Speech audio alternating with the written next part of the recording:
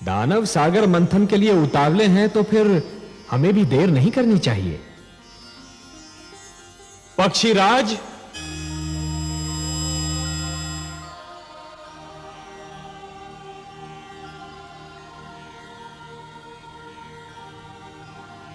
आज्ञा है लक्ष्मीपति। पक्षीराज, आप हमारे सुदर्शन के साथ मंदर पर्वत पर जाइए। जो आज्ञा देवेश्वर।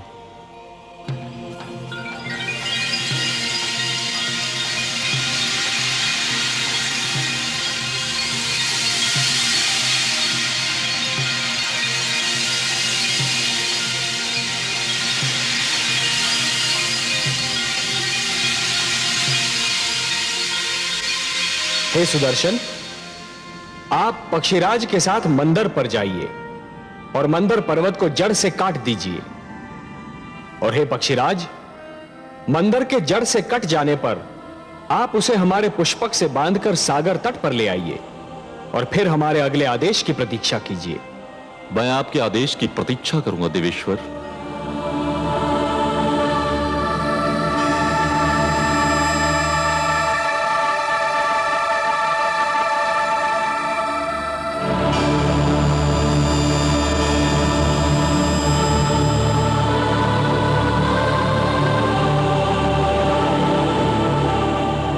सुदर्शन, आप अपने कार्य का शुभ आरंभ कीजिए।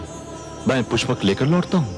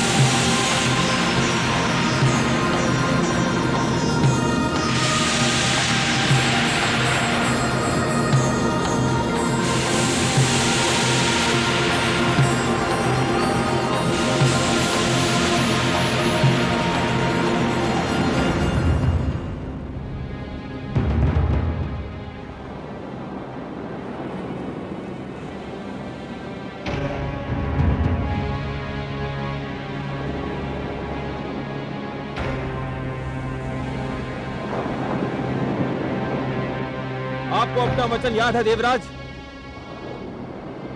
आपने कहा था सागर मंथन से जो भी निकलेगा वो आपके और हमारे मध्य समानता से बांटा जाएगा। हमने यही निश्चित किया था दानवराज, और हम अब भी अपने वचन पर अडिग हैं। तो फिर ठीक है, सागर मंथन का शुभारंभ होगा। पक्षीराज जैसे ही मंदर पर्वत लेकर आएंगे, मंथन आरंभ कर दिया जाएगा।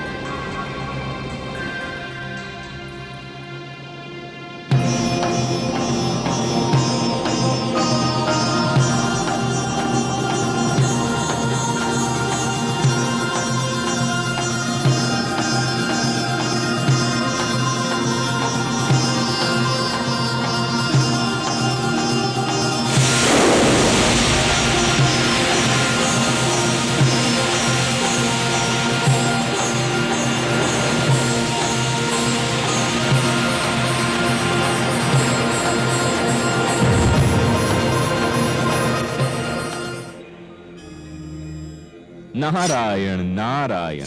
आइए देवर्षि, प्रणाम माता। प्रणाम सर्वेश्वर। प्रणाम। आपने बुलाया मुझे? हाँ देवर्षि, हमें आपका सहयोग चाहिए। हे लक्ष्मी नारायण, ये तो आपकी महानता है कि आप मेरी सेवा को सहयोग का नाम देते हैं। आदेश दीजिए। समुद्र मंथन होने वाला है देवर्षि, समुद्र मंथन। परंतु एक समस्या है। वासुकी नाग का प्रयोग डोरी के रूप में होना है और मंथन के समय उसके मुख से ऐसी भयंकर अग्नि जैसी फुंकारें निकलेंगी कि जो पक्ष उसके मुख की ओर होगा वो झुलस कर मर जाएगा। ये तो सत्य है प्रभु। समस्या ये है देवर्षि कि यदि दानव मरे तो दैत्य गुरु शुक्राचार्य उन्हें पुनः जीवित कर देंगे, और यदि देवता मरे तो उनकी संख्या कम हो जाएगी और समुद्र मंथन संभव ही नहीं हो पाएगा। ये तो चिंता का विषय है देवेश्वर। इसकी ओर तो मेरा ध्यान ही नहीं गया। इसीलिए तो मैं ये चाहता हूं देवर्षि कि पाला बांटते समय कुछ ऐसा हो कि वासुकी की दुम की ओर देवता हो और वासुकी के मुख की ओर दानव हो। इसीलिए मैंने आपको थोड़ा सा कष्ट दिया। नारायण नारायण, आपकी लीला धन्य है प्रभु। देवर्षि, ये केवल मेरी लीला नहीं, आपकी बुद्धि की परीक्षा भी है। वासुकी के मुख की ओर दानव और दुम की ओर देवता। बस ये समझिए कि आपकी क्षमता की परीक्षा है ये। आपको परीक्षा लेने में और मुझे परीक्षा देने में जो आनंद आता है उसका अनुमान केवल मेरी लक्ष्मी माता को है। क्यों माता? नारायण नारायण।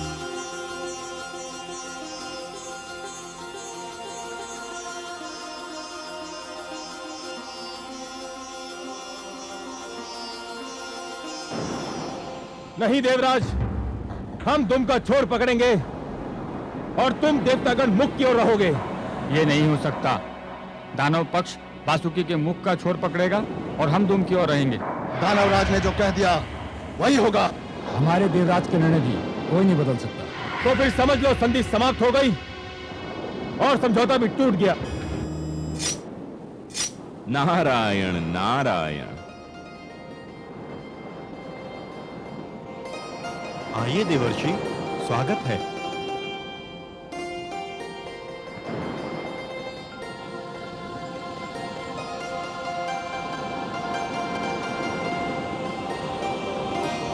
वातावरण का ताप बहुत बढ़ा हुआ दिख रहा है। किस विवाद ने ताप को बढ़ा दिया है? देवर्षि, आप ही निर्णय कीजिए। हमारा कहना है कि दानव वासुकी के मुख का छोर पकड़ेंगे और देवता दुम का छोर, पर ये दानव मान ही नहीं रहे हैं। हे देवर्षि, समझौते का प्रस्ताव देवराज लेकर आए थे, हमने मान लिया। अब हम प्रस्ताव रख रहे हैं तो देवराज क्यों नहीं मानते? उचित है, सर्वथा उचित है। देवराज, दानवराज का तर्क बुद्धिसंगत है। ये आप क्या कह रहे हैं देवर्षि? आप तो दानवों का पक्ष ले रहे हैं। मैं पक्ष नहीं ले रहा हूं देवराज, मैं तो वही कह रहा हूं जो न्याय संगत है। हे देवराज, शरीर में मुख श्रेष्ठ होता है या पांव? 100% मुख। वो ऊपर होता है, ऊंचा होता है, शरीर की पहचान बताता है। तो फिर तो श्रेष्ठ की ओर उसी को ही होना चाहिए जो स्वयं भी श्रेष्ठ हो। क्या कहना चाहते हैं आप देवर्षि?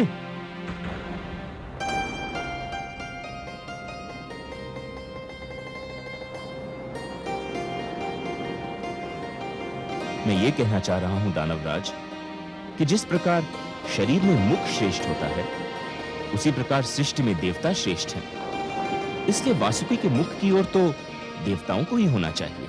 आप हमारा अपमान कर रहे हैं देवर्षि। हमने देवताओं को परास्त किया है, युद्ध क्षेत्र में उन्हें सर झुकाने पर विवश कर दिया था।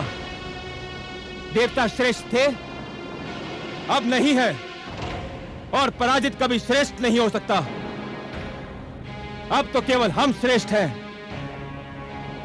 उचित है, सर्वथा उचित है। इस विषय पर तो मैंने भी नहीं सोचा था। श्रेष्ठ वही होता है जो विजयी होता है।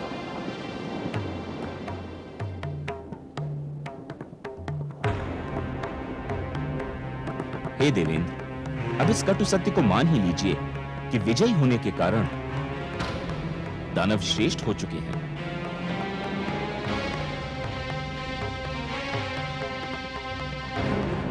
हे दानवराज, श्रेष्ठता की कुछ मांगे होती हैं और प्रथम मांग यह होती है कि उसे हमेशा श्रेष्ठ की ओर रहना पड़ता है। यह मांग तो तभी पूरी हो सकती है जब आप वासुकी के श्रेष्ठ भाग की ओर हो। यदि श्रेष्ठ की यही मांग है तो हम वासुकी के मुख की ओर का पाला स्वीकार करते हैं।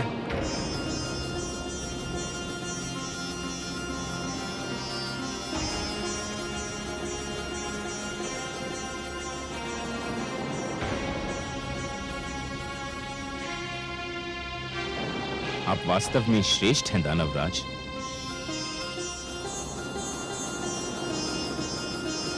देवऋषि नारद की जय! देवऋषि नारद की जय! देवऋषि नारद की जय! नारायण नारायण। नारद के इस खेल से दानव थे अनजान, जीत हुई फिर ज्ञान की, हार गया अज्ञान। सागर मंथन के लिए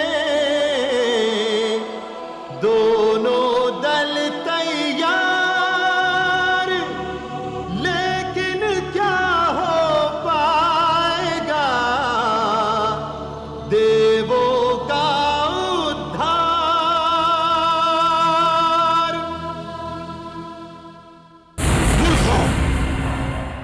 तुम जानते हो कि वासुकी के मुख की ओर रहने से क्या होगा? उसके मुख से ज्वाला के रूप में पुंकारें निकलेंगी और तुम सब झुलस कर रह जाओगे। देवता चतुर हैं और नारद उनसे भी अधिक चतुर। उन्होंने तुम्हें श्रेष्ठ कहकर तुम्हारी प्रशंसा कर दी और तुम उनके जाल में फंस कर रह गए।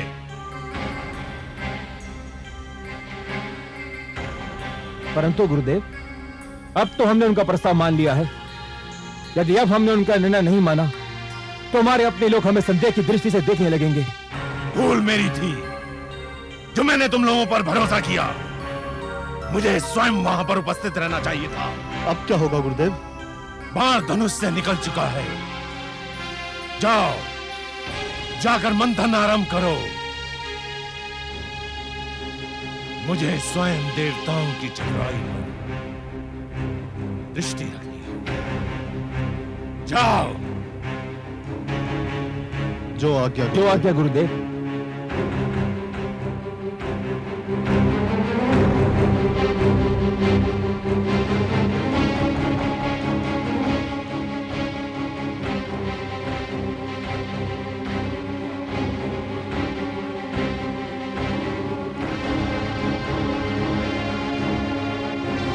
सर्वानु,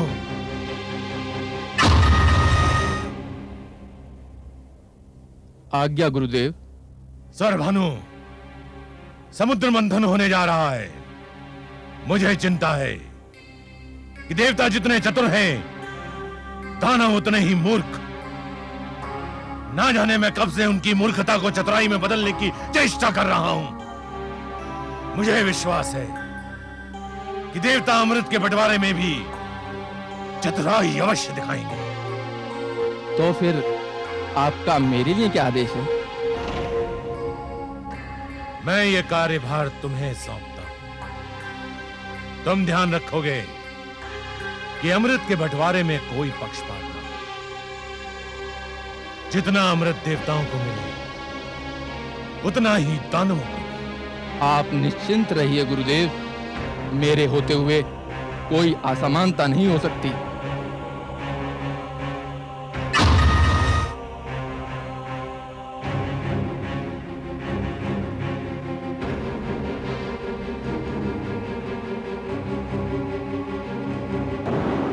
हे पक्षीराज, अब पर्वत को उठाइए और इसे समुद्र के बीचों बीच रख दीजिए।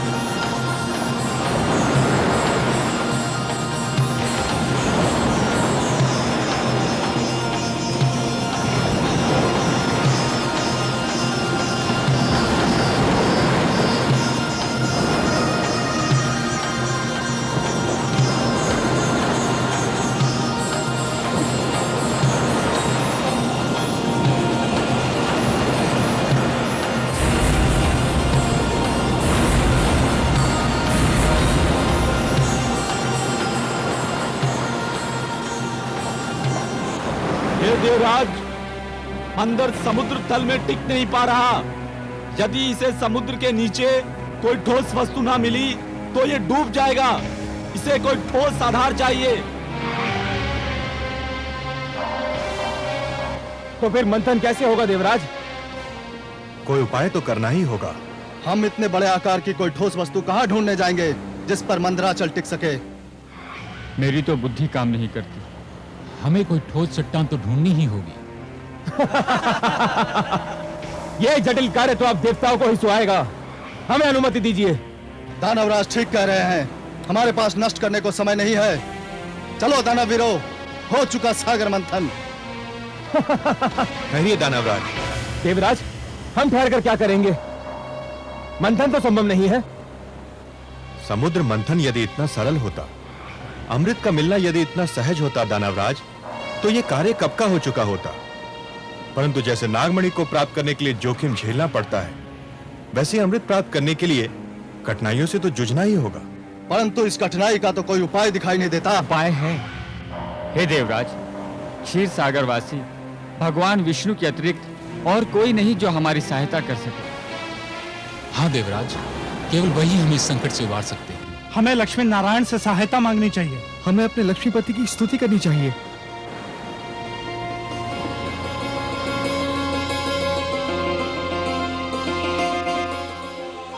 ये धरती से पुकार उठ रही है, मुझे बुलाया जा रहा है। हाँ कमल नयन, संकट बढ़ रहा है। मंथन असंभव सा लगने लगा है। और यदि मंथन नहीं हुआ तो जीवन संकट में घिर जाएगा। देवता अमृत से वंचित रह जाएंगे और दानव संस्कृति की जीत हो जाएगी। परंतु हे कमल नयन, मंथन कैसे होगा? मंदराचल तो समुद्र में डूबा जा रहा है। उसे स्थिर करने के लिए कोई महान ठोस वस्तु मिलेगी कहां से भला? प्रिय, मैं धरती और जीवन का पालक हूं। धरती और जीवन की रक्षा करना मेरा कर्तव्य है। मैं मंदराचल को अपनी पीठ पर रोक लूंगा। आप मंदराचल को अपनी पीठ पर रोकेंगे? हाँ प्रिय, मैं कूर्म का रूप धारण करूंगा। यह मेरा कूर्मा अवतार होगा। दूसरा अवतार, मंदर पर्वत मेरी पीठ पर टिक जाएगा और फिर समुद्र मंथन में कोई कठिनाई ही नहीं होगी। परंतु हे कमल नयन, आपने तो कहा था कि आप मानव लोक पर उसी समय जाएंगे जब मानव कल्याण को कोई संकट होगा। ये तो देवताओं और दानवों का झगड़ा है। इसमें हस्तक्षेप करने के लिए आपको अवतार लेने की क्या आवश्यकता है? हे महादेवी, मैंने कहा ना कि यदि सागर मंथन नहीं हुआ तो दानव संस्कृति जीत जाएगी, और यदि दानव संस्कृति जीत गई तो सर्वप्रथम मानव संस्कृति को मिटा देगी। देवता उनके आगे नहीं टिक पा रहे तो मानव कहां से ठहरेगा? वो तो और भी दुर्बल है। और इसीलिए यह देवताओं और दानवों के झगड़े से अधिक मानव कल्याण का प्रश्न है। मुझे जाना ही होगा। और मैं, क्या मेरे भाग्य में फिर वियोग की घड़ियां लिखी हैं? प्रिय, वियोग के उपरांत जो मिलन होता है उसका आनंद ही कुछ और होता है। वियोग तो मिलन की मिठास बढ़ा देता है प्रिय। और फिर यह वियोग इतना लंबा नहीं होगा। हम शीघ्र फिर मिलेंगे और यह मिलन इतना सुंदर होगा प्रिय कि आप इसे कदापि नहीं भूल पाएंगी। मैं तो वियोग शब्द सुनते ही उदास हो गई थी, परंतु आपके सुंदर मुख से मिलन शब्द सुनते ही मैं आनंद विभोर हो उठी हूं। कैसा होगा अपना ये मिलन कमल नयन? इस बार आप मेरी भुजा में लीन अवश्य होंगी महादेवी, पर आपका जन्म सागर मंथन से होगा। समुद्र मंथन से जो अनमोल रत्न निकलेंगे उन्हीं के साथ आप भी निकलेंगी। हे महादेवी, अमृत और आप, यही दो तो इस सागर मंथन की सबसे सुंदर उपलब्धियां होंगी। आप प्रेम का प्रतीक हैं, ममता का स्वरूप है, और जीवन के लिए प्रेम और ममता अमृत से कम नहीं देवी। सत्य पूछिए तो प्रेम और ममता तो अमृत से भी कहीं अधिक सुंदर और महान है। अमृत तो केवल देवताओं के लिए होगा देवी, परंतु इस सागर मंथन की सबसे महानतम उपलब्धि होंगी, क्योंकि आप ही मानव कल्याण का सर्वश्रेष्ठ साधन बनेंगी।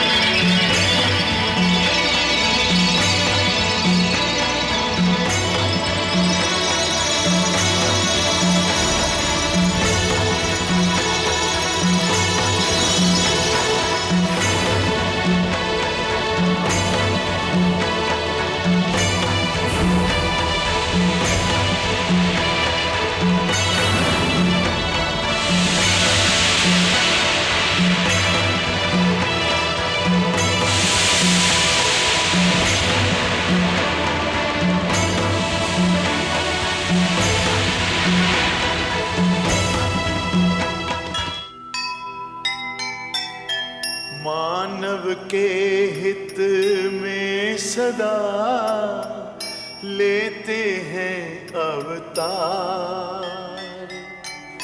सागर मंथन का लिया नारायण ने भार।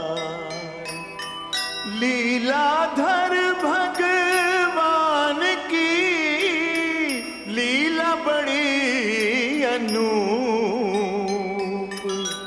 धरती के कल्याण को लिया कुर्म का रूप, लिया कुर्म का रूप।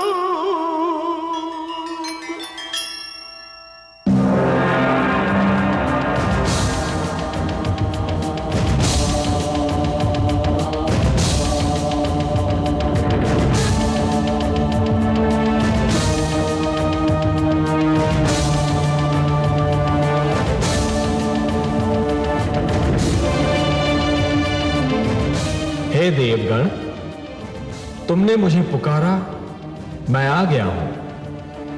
यह कूर्म नहीं, स्वयं मैं हूं।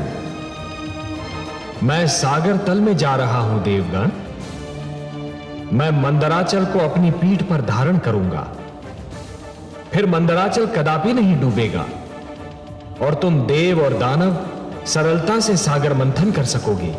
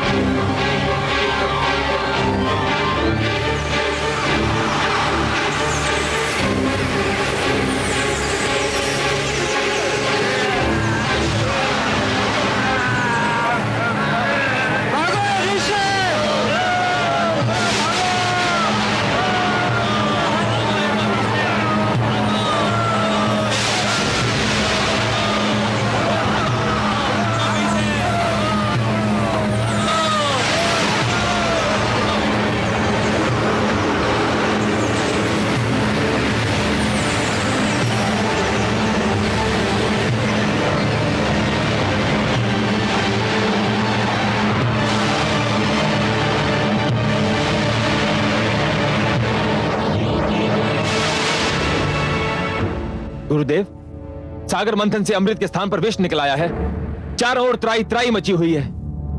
देवता तो कहते थे कि सागर मंथन से जीवनदायक अमृत मिलेगा, परंतु सागर तो मृत्यु बांट रहा है गुरुदेव। इसी कारण हम वहां से भाग आए। ऐसे में सागर मंथन से क्या लाभ?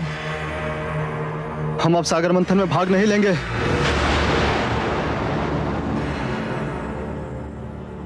मूर्खता मत दिखाओ। तुमने ये कैसे मान लिया कि सागर मंथन से केवल अमृत निकलेगा, और वो भी सबसे पहले? मूर्खों, इस मंथन से अनेक ऐसे पदार्थ, अनेक ऐसे रत्न निकलेंगे जिसकी किसी ने कल्पना भी ना की होगी। परंतु गुरुदेव, अभी तो सागर तट पर जाना मृत्यु को निमंत्रण देना होगा। वहां चारों ओर विषैली वायु के बादल फैले हुए हैं और फैलते ही जा रहे हैं। वहां तो खड़े रहना भी असंभव है। ना जाने ये कैसा विष है। इस विष का नाम है कालकूट, और यह हलाहल है। परंतु तुम क्यों चिंता करते हो? मेरे पास भी संजीवनी मंत्र है, और मैं तुम्हें मरने नहीं दूंगा। तुम सब मेरे आश्रम में ही ठहरो और इस विपत्ति के टलने की प्रतीक्षा करो। तुमसे अधिक तो देवता चिंतित होंगे, क्योंकि देवताओं के लिए मंथन और अमृत तुम्हारी तुलना में अधिक महत्व रखता है। अब देखना है कि वो इस विपदा को टालने के लिए क्या उपाय करते हैं। जो आज्ञा गुरुदेव। रक्षा कीजिए, रक्षा कीजिए।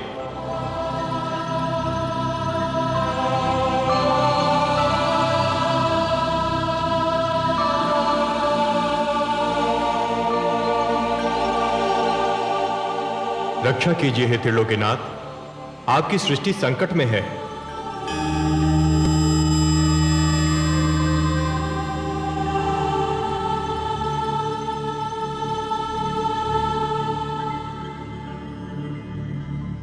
हे विश्वेश्वर, सागर मंथन से जीवनदायक अमृत के स्थान पर प्राणघातक विष निकला है। सृष्टि में हाहाकार मचा है। हे आदि प्रजापति, हे देवगण, जीवन को अमर बनाने के लिए मृत्यु से हर पग पर टकराना तो अवश्य पड़ता है। इसी संघर्ष में तो जीवन का सौंदर्य निहित है। जब शिशु माता के गर्भ में होता है तो उसे हर क्षण मृत्यु से संघर्ष करना पड़ता है। शिशु के जन्म से पूर्व माता भी जीवन और मृत्यु के इसी संघर्ष का अनुभव करती है। परंतु जैसे ही शिशु का जन्म होता है, समस्त सृष्टि मुस्कुराती है।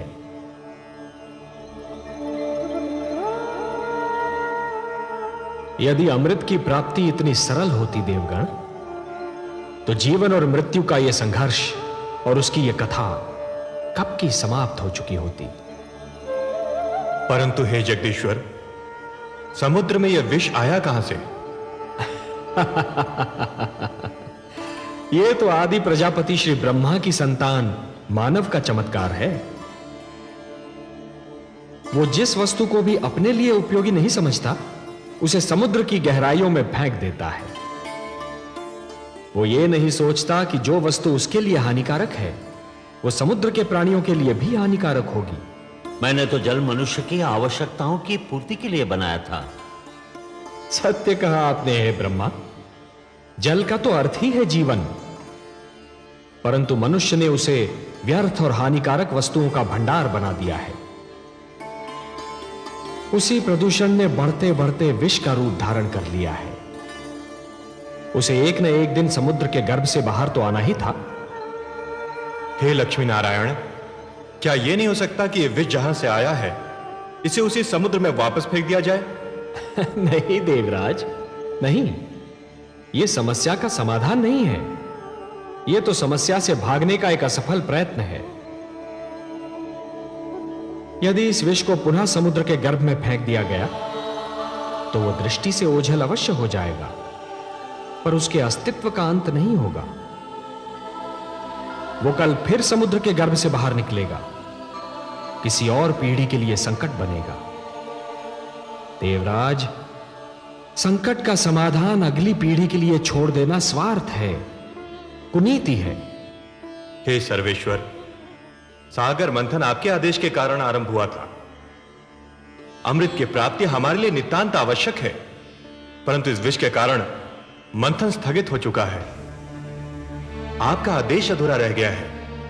हम मंथन करके आपके आदेश का पालन करना चाहते हैं, परंतु यह विष बाधा बन गया है।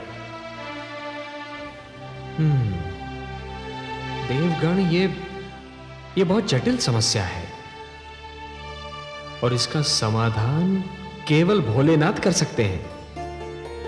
मैं देख रहा हूं कि इस संकट का निवारण केवल उन्हीं के पास है। चलिए, मैं भी आप सबके साथ उनकी सेवा में चलता हूं।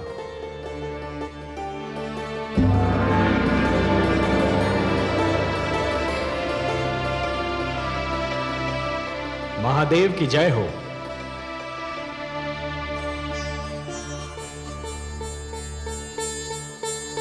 मेरे अहोभाग्य, आज कैलाश धन्य हो गया। आज कैलाश को त्रिमूर्ति के ही नहीं, समस्त देवताओं के भी दर्शन हो रहे हैं। मैं आप सबको प्रणाम करता हूं। कैलाश पर आप सबका स्वागत करता हूं।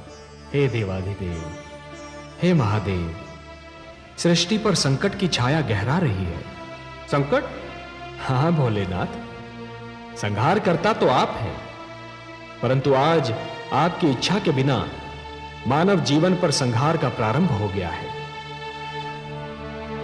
देवता और दानव मिलकर अमृत की प्राप्ति के लिए समुद्र मंथन कर रहे थे, परंतु इस मंथन की सर्वप्रथम भेंट कालकूट विष सिद्ध हुई है। अब यह विष समस्त सृष्टि के लिए संकट बना हुआ है।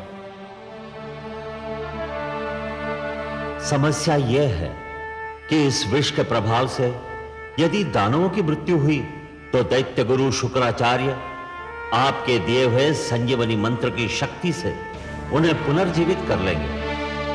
श्री विष्णु की कृपा से देवताओं की भी सुरक्षा हो जाएगी, पर इस विष के दुष्प्रभाव से मेरी संतान, मेरा निर्दोष मानव समाप्त हो जाएगा। इसीलिए मैं आपसे विनती करता हूं कि हमारी सहायता कीजिए। हे महादेव, कालकूट विष सारे विश्व को अपनी लपेट में ले रहा है।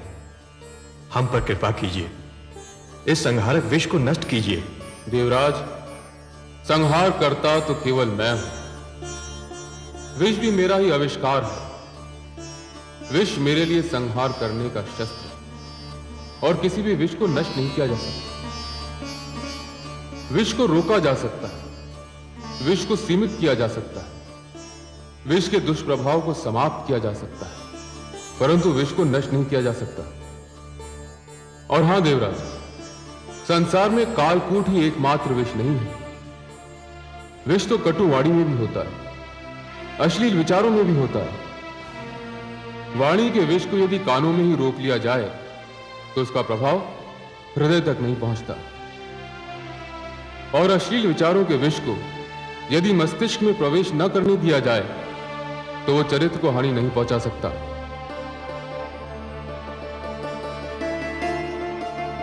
जहां अमृत होता है वहां विष का होना तो स्वाभाविक है, परंतु आप धन्य हैं भोलेनाथ, आप धन्य हैं। कालकूट विष का प्रभाव तो आपके सुंदर तर्क ने ही कम कर दिया। अब शेष समस्या का समाधान भी आप ही निकालेंगे। आपने सत्य कहा कि विष को नष्ट तो नहीं किया जा सकता, परंतु उसे रोका अवश्य जा सकता है, और यह कार्य केवल आप ही कर सकते हैं देवाधिदेव। हे त्रिलोकेश्वर, आप सब चलकर मेरे पास आए हैं। यहां आकर आपने मुझ पर कृपा की। आपके आदेश का पालन करके मुझे हर्ष होगा। मुझे कालकूट को कहीं रोकना होगा, उसकी सीमा का निर्धारण करना होगा।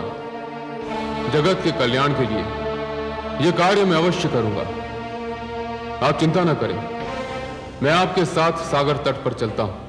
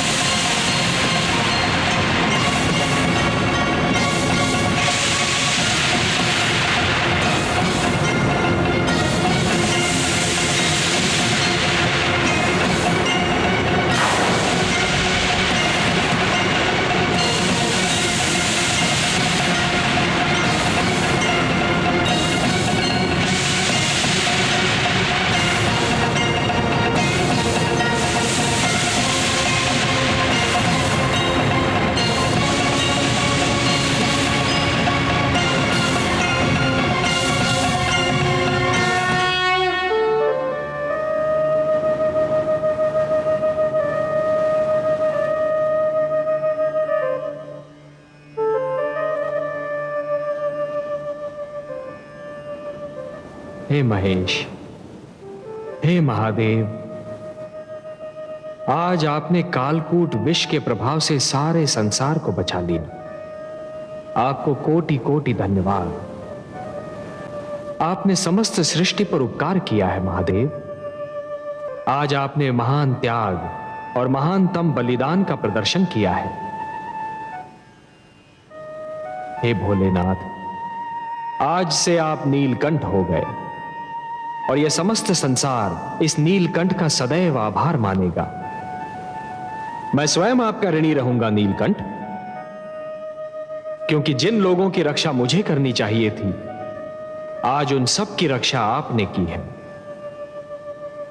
आज आपने समस्त संसार को यह ज्ञान दे दिया कि जिस प्रकार सूर्य बनने के लिए अग्नि बनना पड़ता है और अग्नि में जलना भी पड़ता है, उसी प्रकार शंकर बनने के लिए विष का प्राशन भी करना पड़ता है।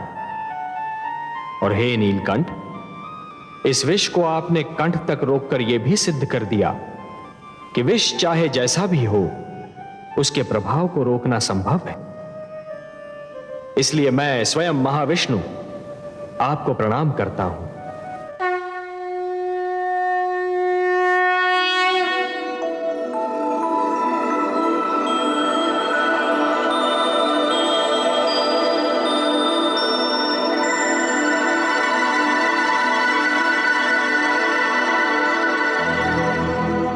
सबकी रक्षा के लिए किया आज विषपान, देवों के भी देव हैं नीलकंठ भगवान, देवों के भी देव हैं नीलकंठ भगवान।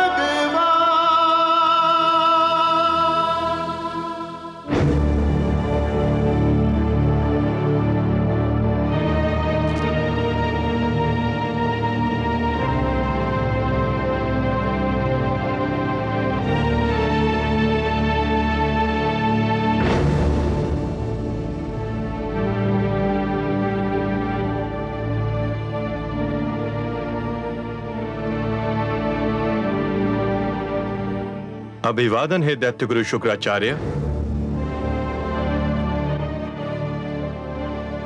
कालकूट का संकट टल गया। श्री शिव शंकर ने कृपा की और उसे अपने कंठ में रोक लिया। मैं जानता था इस संकट का निवारण केवल मेरे महादेव ही कर सकते हैं और वही करेंगे। जय भोलेनाथ। तो अपने शिष्यों को सागर तट पर चलने की आज्ञा दीजिए। रुका हुआ सागर मंथन पुनः आरंभ होना है। अवश्य देवराज, अवश्य। आप चलिए, मेरे शिष्य थोड़े समय में आपसे आ मिलेंगे। तो सागर तट पर पुनः भेंट होगी।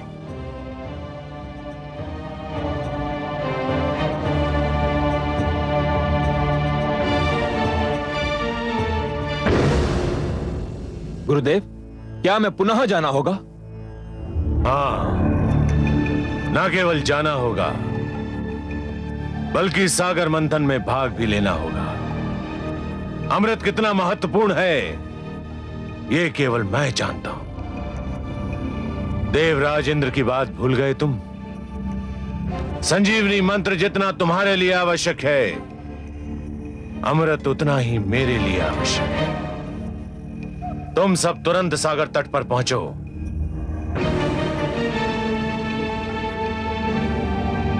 स्वर भानु, तुम मेरे शिष्यों के साथ जाओ और मेरे आदेश को ध्यान में रखकर उनकी हर क्रिया पर दृष्टि रखो। जो आज्ञा गुरुदेव।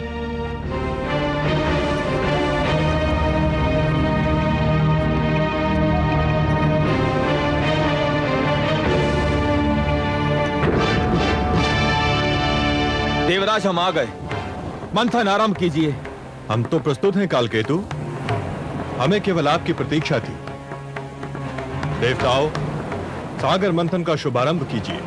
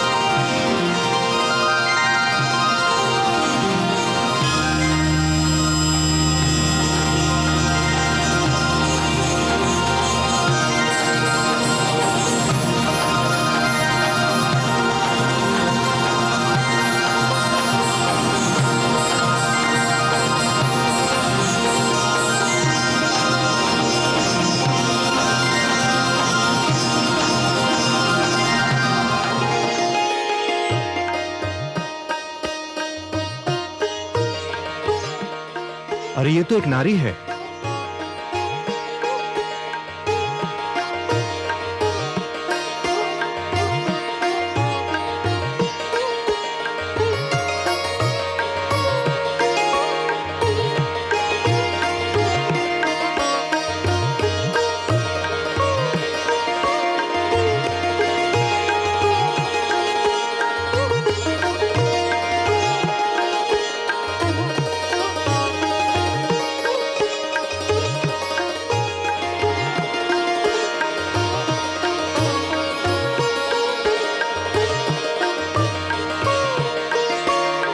हर्षल, इतनी सुंदर नारी कभी देखी थी पहले? नहीं दानवराज, ये तो कोई स्वर्ग की अप्सरा दिखाई पड़ती है।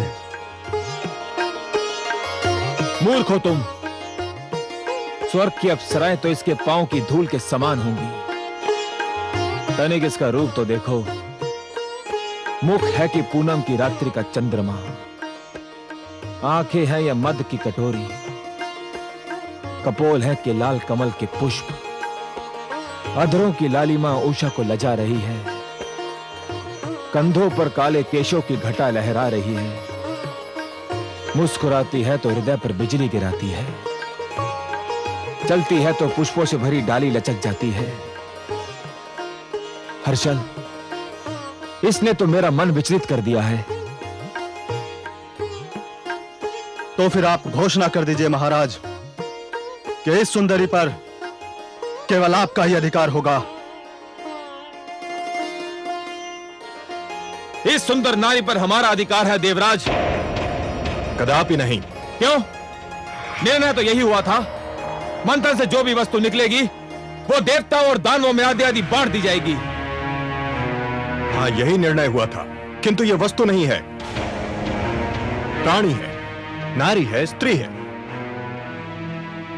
इसका विभाजन नहीं किया जा सकता। मैं कब कहता हूं कि इसका विभाजन किया जाए? मैं स्वयं इसे इसी रूप में प्राप्त करना चाहता हूं जिस रूप में दिखाई दे रही है। निर्णय बहुत सरल है देवराज, यह सुंदरी हमें दे दो। इसके उपरांत मंथन से जो भी निकलेगा वो तुम देवतागण ले लेना। दानवराज बिल्कुल ठीक कह रहे हैं। यह केवल नारी और सुंदरी नहीं है, देवी है। और देवी केवल देवताओं की संगति में रह सकती है, दानवों की संगति में नहीं। तुम हट कर रहे हो देवराज। यह हट का नहीं, सिद्धांत का प्रश्न है। यह देवी तुम्हें नहीं दी जा सकती। तो फिर हम समझौते के अंत की घोषणा करते हैं देवराज।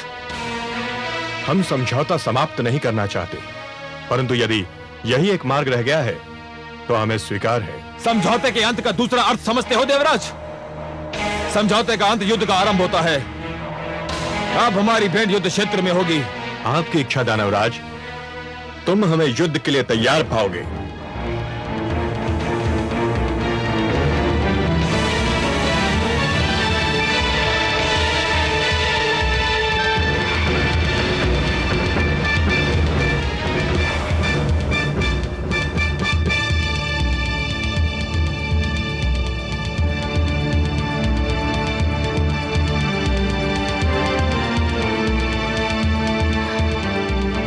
हे कमल नयन, हे पद्मनाभ, कहाँ हैं आप?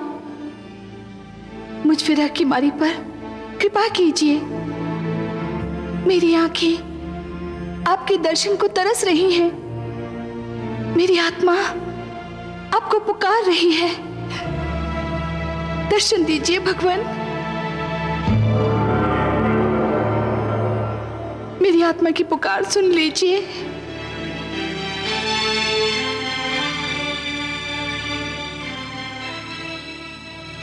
महादेवी, कमल नयन, आपने हमें पुकारा, हम आ गए आपके पास। कमल नयन, आपने मुझे अपनी भुजाओं में ग्रहण करते समय कहा था कि इस बार हमारा मिलन बहुत ही मधुर होगा। हाँ देवी। परंतु धरती पर मुझे आपसे दूर करने की चेष्टा की जा रही है। देवता और दानव मुझे आपसे छीनने के लिए तत्पर हैं, एक दूसरे से युद्ध करने के लिए तैयार हैं। हे कमल नयन, सागर से निकलते ही सबसे पहले मुझे आप ही का ध्यान आया था। आपसे क्षणिक वियोग भी मुझसे सहन नहीं होता। हे महादेवी, उपवन के भाग्य में वसंत का सुख सदैव नहीं होता, उसे पतझड़ का दुख भी झेलना पड़ता है। उसी प्रकार जीवन में भी मिलन का आनंद सदा के लिए नहीं छाया रहता देवी, वियोग की घड़ियां भी आती हैं। तो कब बीतेंगी यह विरह की घड़ियां? मैं तो आप ही की हूं, आप ही के लिए बनी हूं। आपसे दूर रहने का विचार भी मुझसे सहन नहीं होता। हे महादेवी, इस बार आप मंथन में सागर पुत्री के रूप में जन्मी हैं, इसलिए आप धरती के नियमों के अधीन हैं। मैं इन नियमों को तोड़ नहीं सकता देवी। धरती के सारे प्राणियों की भांति आपके भाग्य विधाता भी ब्रह्मा है। आपके भाग्य में क्या लिखा है ये तो केवल वही बता सकते हैं। तो मैं ब्रह्मा जी के पास जाऊंगी, उनसे पूछूंगी कि मुझ पे ये अत्याचार क्यों किया जा रहा है, मुझे अपने नारायण से क्यों दूर किया जा रहा है।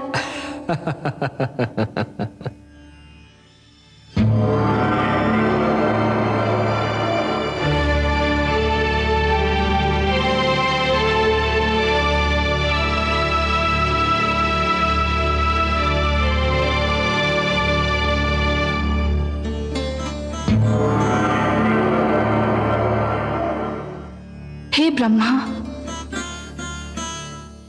हे आदि प्रजापति, हे विधाता, मेरा जीवन कांटों की शैया बन गया है। विरह की अग्नि मेरे तन मन को फूंक रही है। हे विधाता, आप तो जानते ही हैं, मेरा मन नारायण के चरण कमल में वास करता है। उनकी भुजा ही मेरा घर है। उनके सुंदर मुख को निहारना मेरी पूजा है। उनसे दूर बीता एक पल मेरे लिए युग के समान है। फिर मुझे उनसे दूर क्यों किया जा रहा है? सागर तट पर मेरे लिए युद्ध की घोषणा कर दी गई है। आपके लिए युद्ध की घोषणा? हाँ विधाता, मेरे लिए युद्ध घोषित किया गया है। देवता और दानव मेरे लिए झगड़ रहे हैं। देवता चाहते हैं कि मैं उनकी संगति में रहूं, और दानवों की इच्छा है मैं उनकी संपत्ति बन जाऊं। हे विधाता, आपने मेरे भाग्य में क्या लिख दिया जो ये अत्याचार मुझ पर हो रहा है? हे देवी, अवश्य ही ये अत्याचार है, परंतु मैंने आप ही के लिए नहीं, हर नारी के लिए एक नियम बनाया है। वो नियम यह है कि नारी पर उसकी इच्छा जाने बिना कोई अपना अधिकार नहीं जमा सकता। पर वे जमा रहे हैं अधिकार। वे भ्रम में हैं, वे मेरे नियम को तोड़ रहे हैं। मैं ऐसा नहीं होने दूंगा। चलिए, मैं आपके साथ चलता हूं, उनका भ्रम दूर करता हूं।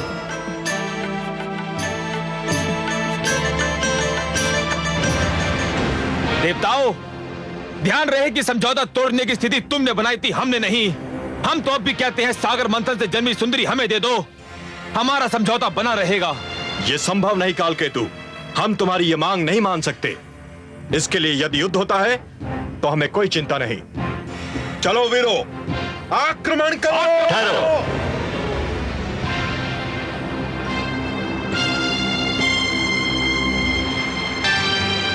दोनों पक्ष इस नारी को प्राप्त करने के लिए झगड़ रहे हैं, पर किसी पक्ष ने इस नारी से यह पूछने का कष्ट किया कि स्वयं इसकी इच्छा क्या है?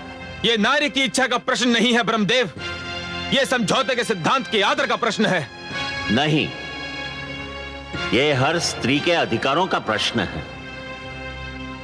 अपने लिए किसी को स्वीकार या अस्वीकार करने का निर्णय केवल नारी कर सकती है। स्त्री कोई वस्तु नहीं जिसे बांट लिया जाए। समुद्र मंथन से निकली ये नारी मेरी सहोदरा है, मेरी बहन है। ये सागर पुत्री किसे स्वीकार करेगी, इसका अधिकार मैं इसी को देता हूं। आज मैं एक नई प्रथा के शुभारंभ की घोषणा करता हूं। यह स्वयंवर की प्रथा होगी। स्वयंवर? स्वयंवर? हाँ, स्वयंवर, जो हर नारी का अधिकार होगा, अपनी इच्छा से अपनी पसंद का वर चुनने का अधिकार। इस सागर पुत्री के हाथों में एक पुष्पमाला होगी। यह पुष्पमाला इसकी मन की इच्छा की प्रतीक होगी। फिर यह सागर पुत्री जिसके गले में यह माला डाल देगी, समझा जाएगा उसी को इसने अपना वर चुन लिया। मैं समस्त देवता और दानव समाज को इस सागर पुत्री के स्वयंवर समारोह में भाग लेने का निमंत्रण देता हूं।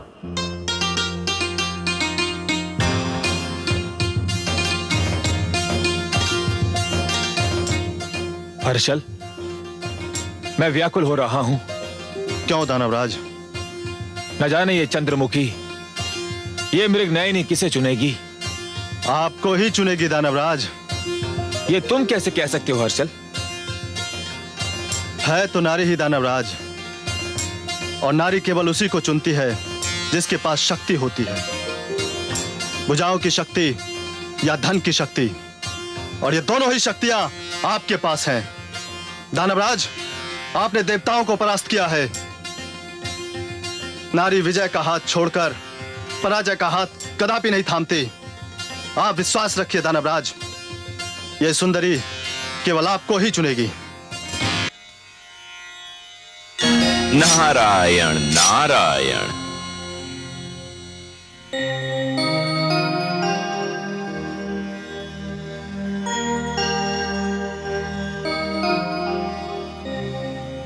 माते, जिसके अधरों की मधुर मुस्कान सारे संसार को आनंद का संदेश देती है, जिसके सुंदर मुखड़े का ध्यान ही प्राणियों के मन में उजाला कर देता है, आज स्वयं वही दुख और चिंता की मूर्ति बनी हुई है। किस चिंता ने आपके सुंदर मुख को अपनी छाया से ढक रखा है माते?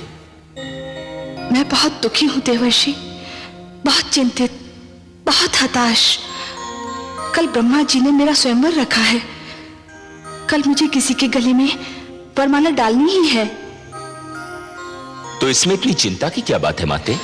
मुझे तो ये चिंता है देवर्षि कि इस स्वयंवर समारोह में उन्होंने सभी को आमंत्रित किया है, पर मेरे नारायण को कोई निमंत्रण नहीं भेजा।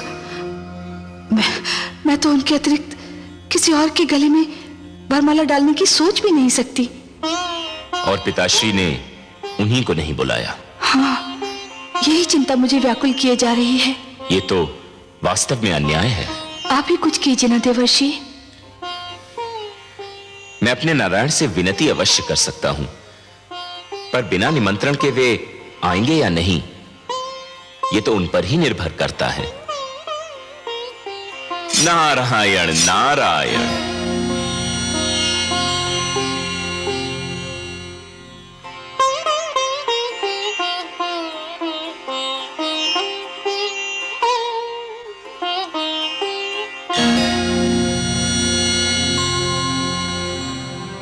वरुण देव, चंद्रदेव नहीं आए अभी तक? संध्या की बेला हो गई है, बस उदय होने ही वाले होंगे।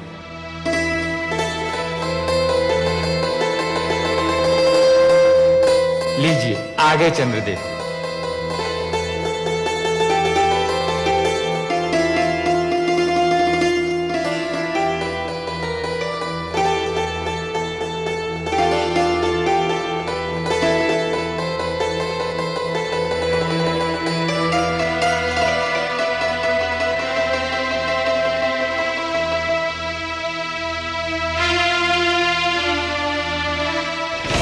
हे ब्रह्मा, मेरी समझ में नहीं आ रहा क्या कारण समय को नष्ट किया जा रहा है। जिन दानवर देवताओं को आमंत्रित किया था वे सब तो आ चुके हैं, अब देर किस बात की? स्वयंवर आरंभ कीजिए। हे अतिथिगण, आज सृष्टि में एक नई प्रथा की नींव डाली जाने वाली है, जिसका नाम स्वयंवर है।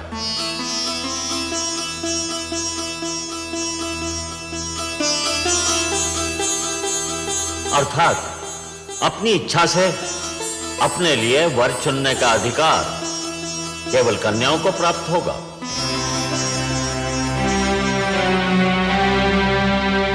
सागर पुत्री के हाथों में जो पुष्पमाला है, इसे ये उसी के गले में डालेंगी जिसको ये अपने योग्य समझेंगी, जो इनका मनभावन होगा।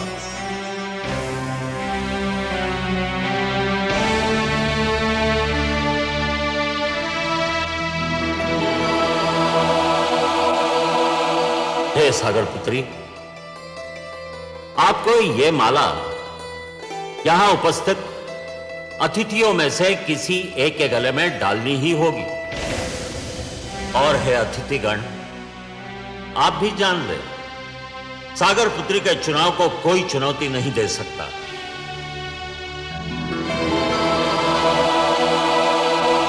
ये जिसे चुनेंगी उसी को इनका अंतिम निर्णय समझा जाएगा। उस पर कोई विवाद नहीं करेगा, किसी को भी आपत्ति करने का अधिकार नहीं होगा। हे देवी, मैं स्वयंवर समारोह के आरंभ की घोषणा करता हूं। आगे बढ़िए और जिसे आप अपने योग्य समझें उसके गले में यह पुष्पमाला डाल दें।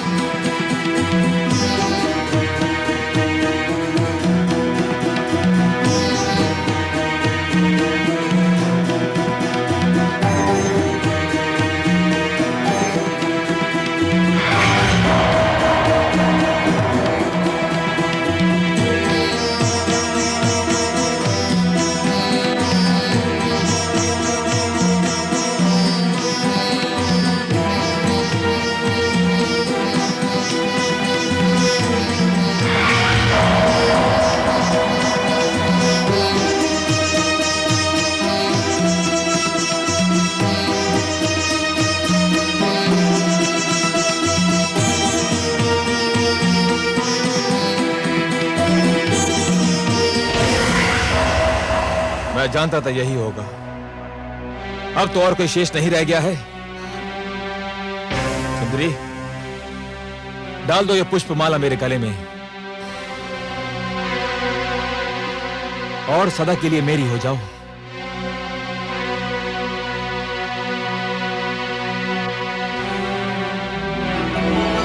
सुंदरी, इतना विलंब क्यों?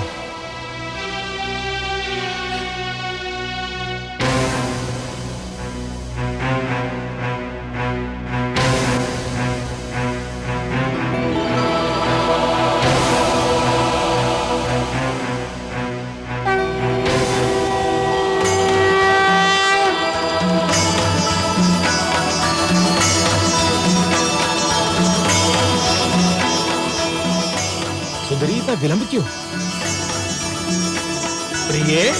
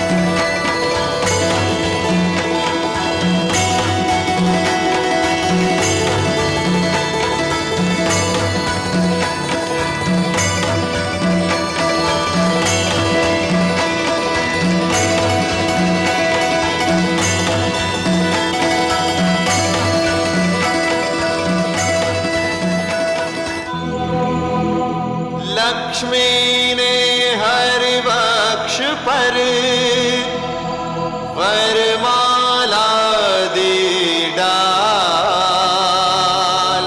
धन्य स्वयंवर की प्रथा,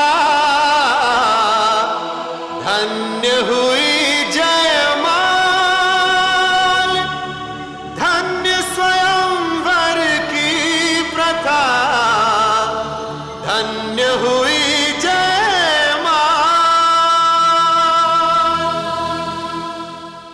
लक्ष्मी नारायण की, लक्ष्मीपति की, लक्ष्मी नारायण की, लक्ष्मीपति की, लक्ष्मी नारायण की, लक्ष्मीपति की।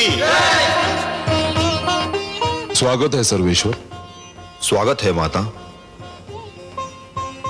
आइए।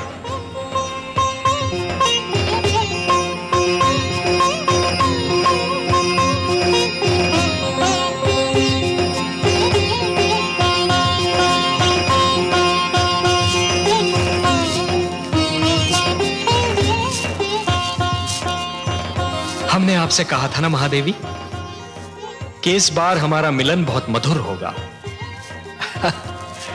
ऐसा जिसे आप कदापि नहीं भूल पाएंगी। कैसा लगा आपको ये मिलन? बहुत सुंदर, बहुत मधुर, अनुपम। किंतु हे कमल नयन, जब तक आप नहीं आए थे मेरे हृदय की गति रुकी जा रही थी। एक क्षण का भी और विलंब करते आप तो। विलंब क्यों करता देवी? आपका मन मुझे पुकार रहा था। जब भी कोई मुझे मन से पुकारता है तो मैं उसके पास जाने में एक क्षण का भी विलंब नहीं करता। और आप तो देवी, जिन रंगों से हमारा जीवन चित्र बना है ना, उस चित्र के सुंदरतम रंग आप हैं। आपके बिना तो हमारा जीवन अधूरा है, अस्तित्व अधूरा है। तो आपके पास आने में मैं विलंब क्यों करता?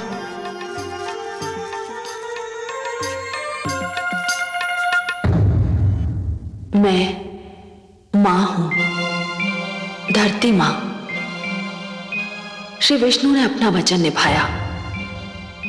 सचमुच माता लक्ष्मी से इस बार उनका मिलन इतना अधीर था कि स्वयं मेरी आंखों में हर्ष के आंसू छलकने लगे। दानव एक बार फिर अपनी हार पर क्षुब्ध होकर रह गए। वे शायद इसके बाद मंथन पर भी तैयार न होते, पर दैत्य गुरु शुक्राचार्य अब अपने लिए अमृत पाने को इतना व्याकुल थे कि उन्होंने अपने दैत्य शिष्यों को सागर मंथन में सहयोग देने पर विवश कर दिया। मंथन फिर आरंभ हुआ। सागर ने अपने गर्भ में छिपे अनमोल कोष लुटा दिए। समुद्र की तह से कामधेनु निकली। ऐरावत, अश्व, कल्प वृक्ष जैसे अनमोल रत्न निकले। पर प्रतीक्षा तो थी अमृत की, उस पदार्थ की जो मृत्यु की मृत्यु है। और फिर वो घड़ी आ ही गई।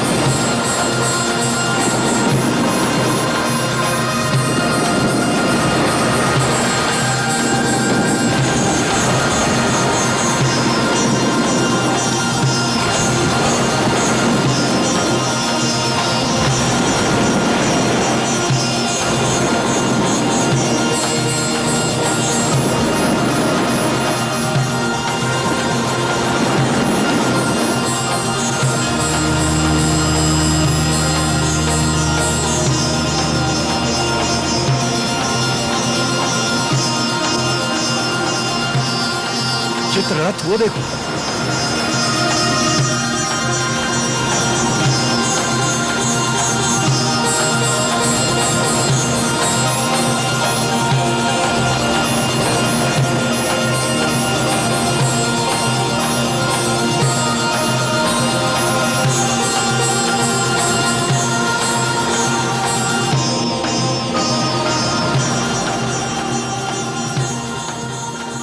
कलश में अवश्य ही अमृत होगा। अमृत? अमृत?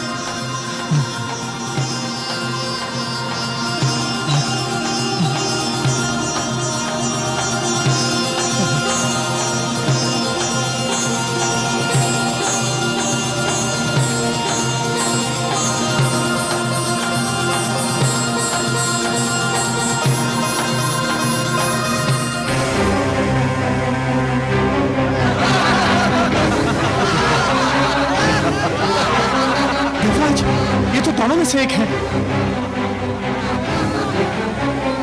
हमारे साथ धोखा हुआ है।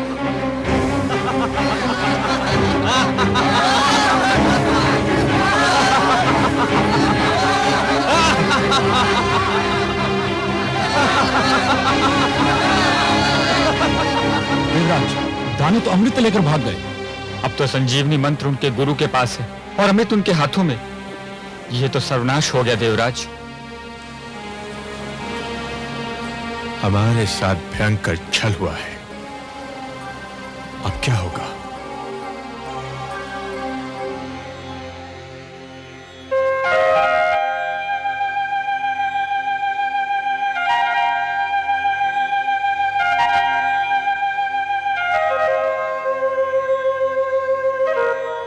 हे जगदीश्वर, ये तो अनर्थ हो गया। दानव अमृत कलश लेकर भाग गए। संजीवनी और अमृत दोनों की शक्ति पाकर तो वे समस्त सृष्टि का सर्वनाश कर डालेंगे। असंभव। यह असंभव है देवराज। यदि संसार पर दानव संस्कृति का राज हो गया तो सृष्टि की रचना का सारा उद्देश्य ही समाप्त हो जाएगा। सृष्टि की रचना तो सुंदर विचारों के पनपने के लिए, शांति की सुगंध फैलाने के लिए और मानव को उन्नति के शिखर तक पहुंचाने के लिए की गई है। नहीं देवेंद्र, नहीं। धरती पर दानवी विचारों के लिए कोई स्थान नहीं है। दानव संस्कृति का उत्थान सृष्टि के सौंदर्य का अंत होगा और मैं यह कदापि नहीं होने दूंगा देवेंद्र। आप चिंता न कीजिए। अमृत पर केवल देवताओं का अधिकार है और अमृत कलश को आप तक पहुंचाना मेरा उत्तरदायित्व। हे त्रिलोकीनाथ, आप चाहें तो क्या नहीं कर सकते। यह आशा लेकर ही तो हम आपके चरणों में उपस्थित हुए हैं।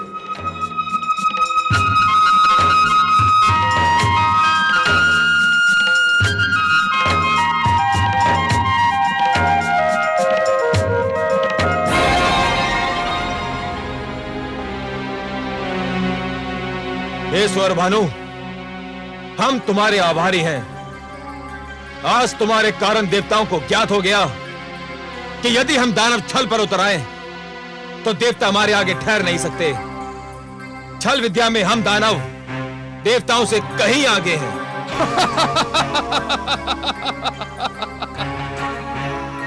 मुझे तो गुरुदेव ने भेजा ही इसी उद्देश्य से था कि मैं अमृत को देवताओं के हाथों में ना पड़ने दूं। अब ये सारा अमृत हम पी जाएंगे दानवराज। देवतागण इसकी एक बूंद को भी तरस जाएंगे।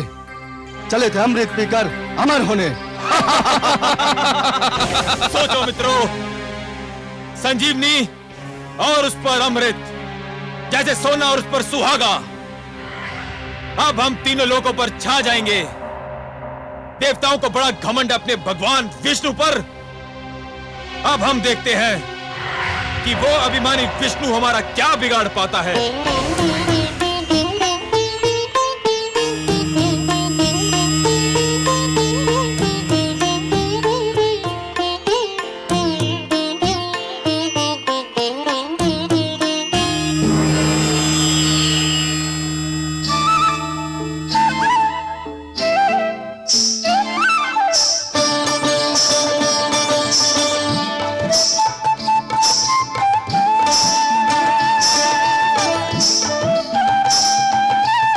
कलश स्वर भानु और अमृत का वितरण आरंभ करो।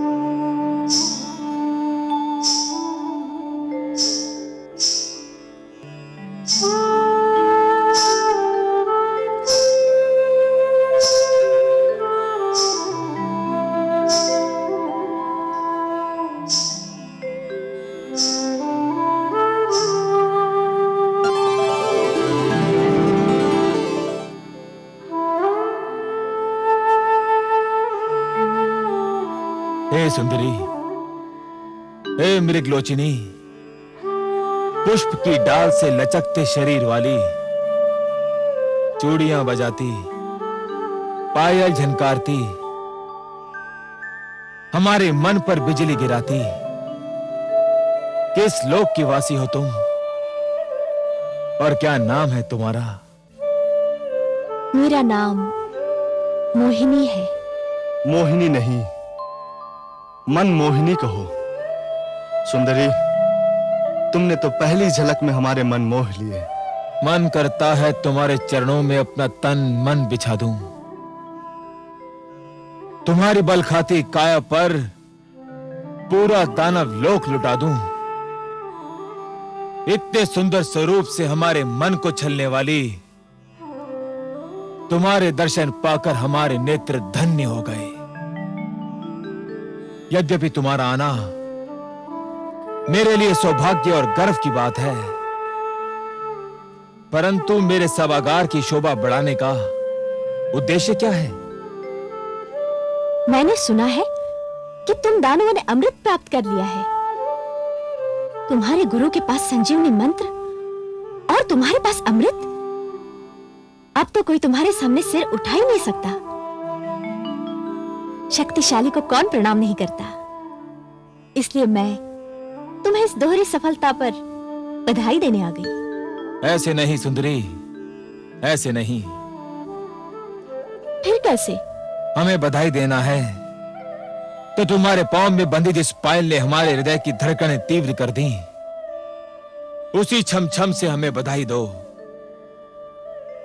तुम्हारी जिस बोली ने हमारे मन की वीणा के तारों को छेड़ दिया, उसी बोली द्वारा हमें बधाई दो। अपने सुंदर मुखड़े को दमका के, अपनी कंचन काया को लचका के हमें बधाई दो। तुम जैसे महाशक्तिमान की इच्छा पूरी न करूं, मुझ में यह साहस नहीं।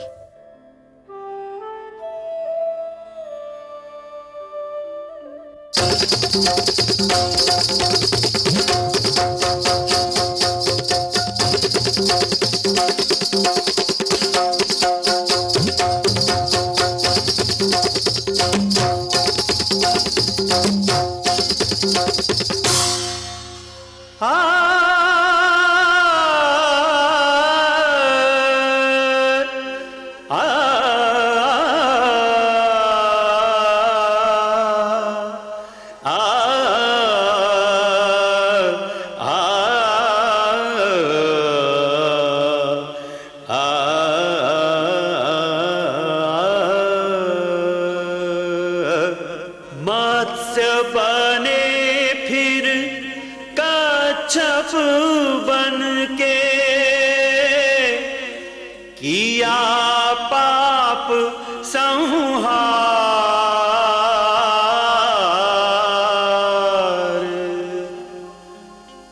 अब नारी के रूप में प्रगटे, जग के पालनहार।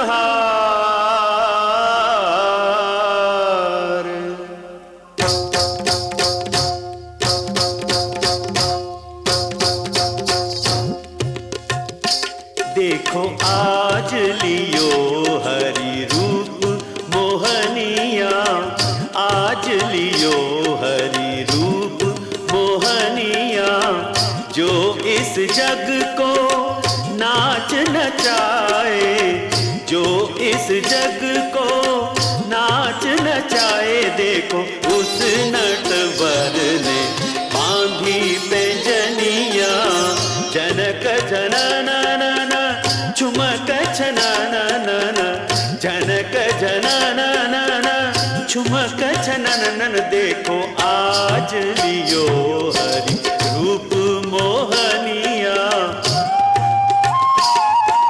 निसा निसा रे सारे पग मरे सा निसा रे धा नि प म ग म नि द प नि सा रे पग मरे सा निसा रे मरे सा निसा रे मरे सा निसा।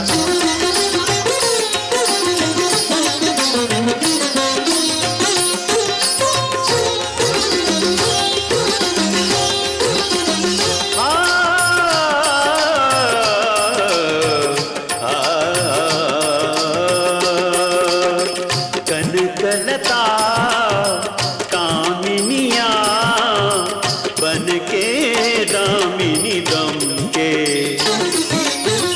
छलियों को छलने को मोहक रमणी बन के हृदयों को व्याकुल कर मदमाते नैनन से नैन बाण मारत है आज चक्र को तज के देखो विश्व सजन भय आज सजनिया विश्व सजन भय आज सजनिया जो इस जग को नाच नचाए जो इस जग को नाच नचाए देखो उस नटवर ने बांधी पैंजनिया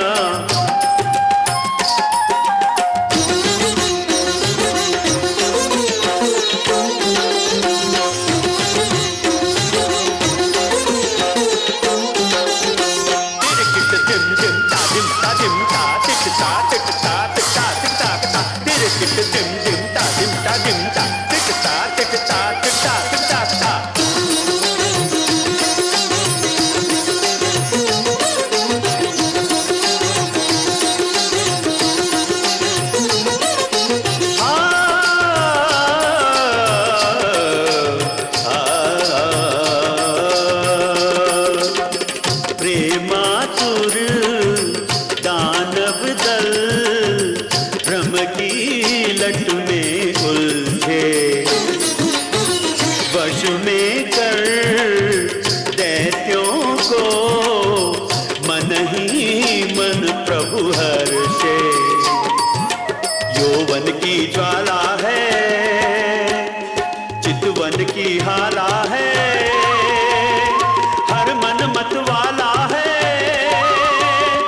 कुछ होने वाला है देखो सबको छकावत माया हिरनिया सबको छकावत माया हिरनिया जो इस जग को नाच नचाए जो इस जग को नाच नचाए देखो उस नटवर ने बांधी पैंजनिया आज लियो हरि रूप मोहनिया आज लियो हरि रूप मोहनिया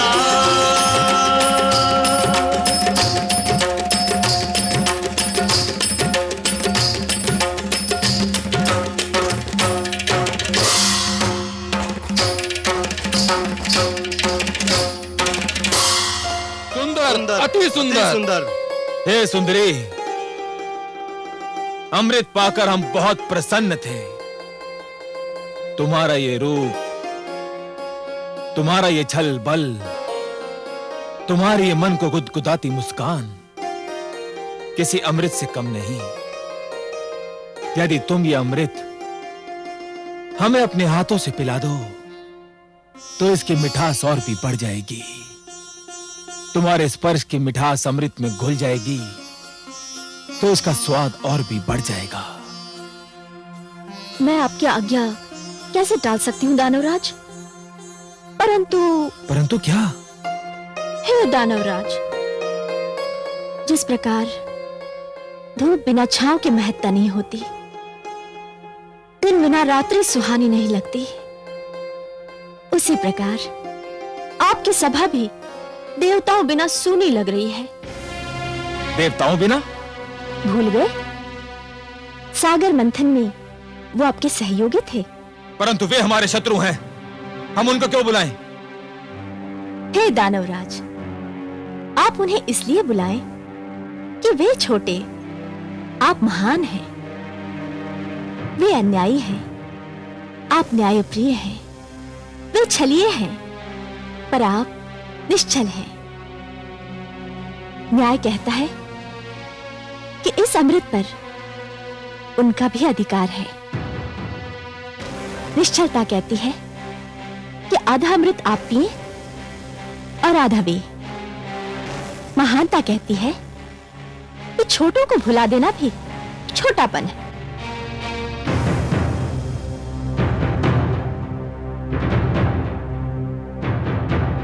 हे कमल नयनी, तुमने हमारे मन को हर लिया है। तुम्हारी बात टालना हमारे वश की बात नहीं। पर चल, देवताओं को बुलाया जाए।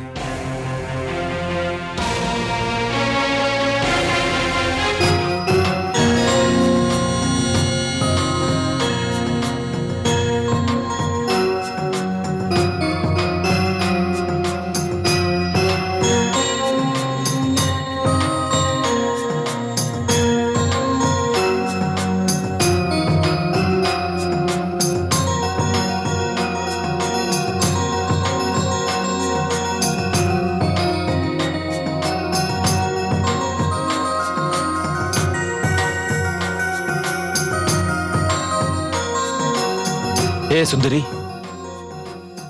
अमृत का वितरण आरंभ करो। हमसे और अधिक धीरज न धरा जाएगा। अतिथि सत्कार दानव लोक की परंपरा है। इस परंपरा को निभाने के लिए मैं पहले देवताओं को अमृत पान का अवसर दूंगी।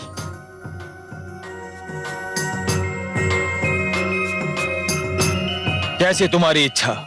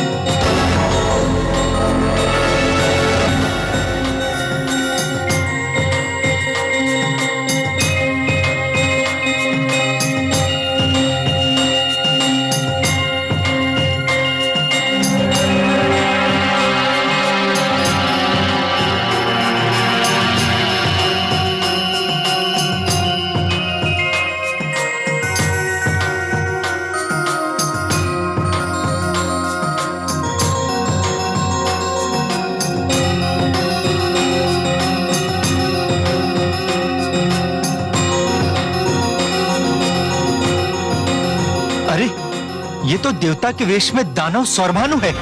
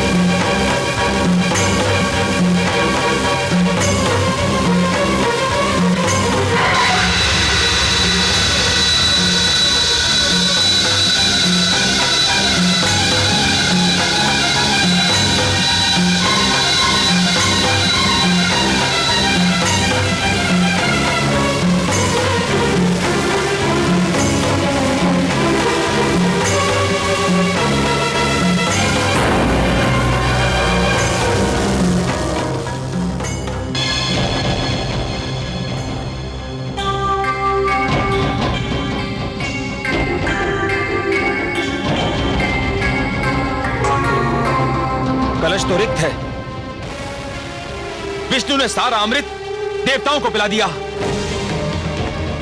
छल, महाछल। विष्णु ने एक बार फिर हमसे छल किया, हमें मोहिनी बनकर ठग लिया। विष्णु, सावधान। मैं यहां हूं कालकेतु।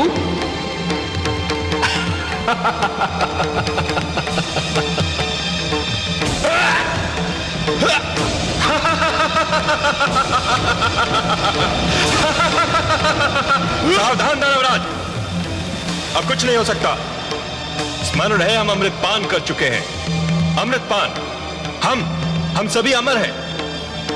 अब तुम, तुम्हारे शस्त्र और तुम्हारी सेना हमारा कुछ नहीं बिगाड़ सकते, कुछ भी नहीं बिगाड़ सकते कालकेतु।